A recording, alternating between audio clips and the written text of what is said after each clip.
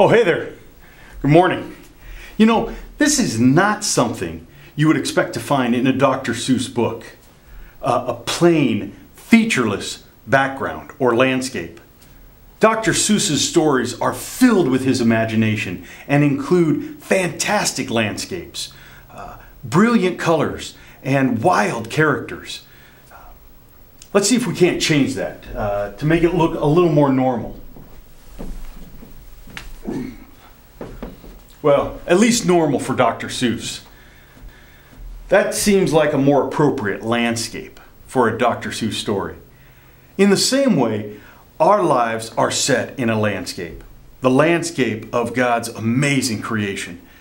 There's very few places in this city that you can't go to see Mount Hood towering in the distance, or crossing a river as you drive around town, going to places to hike to beautiful waterfalls, driving through rolling hills of farmland and forests to get to the Oregon coast.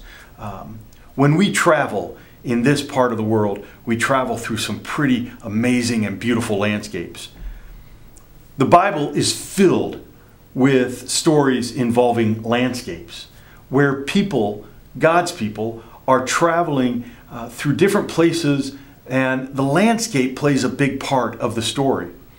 As we read those stories, oftentimes God is speaking to us about our spiritual journey as well. The landscape becomes part of a metaphor for our spiritual journeys. And so we may read about God's people traveling through a dry and desert place, hungry and thirsty for God's presence. And we recognize ourselves in that story, that we're in a dry and desert place, needing God's presence to fill our lives.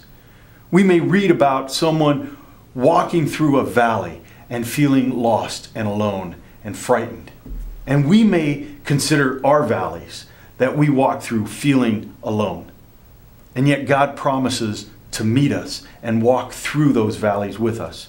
We might read stories where God's people are coming up against obstacles so great it seems like an insurmountable mountain. And yet God promises to be faithful and to carry His people, to walk with His people over and through those obstacles.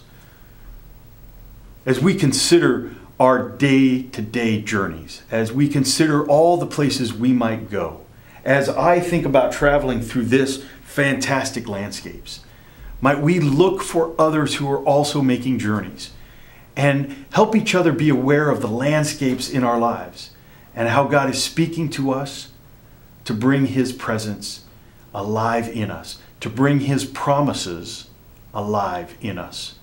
And so I pray that your journey is blessed, that all the places you go will be filled with God's presence, and that God will lead and guide you through each and every day.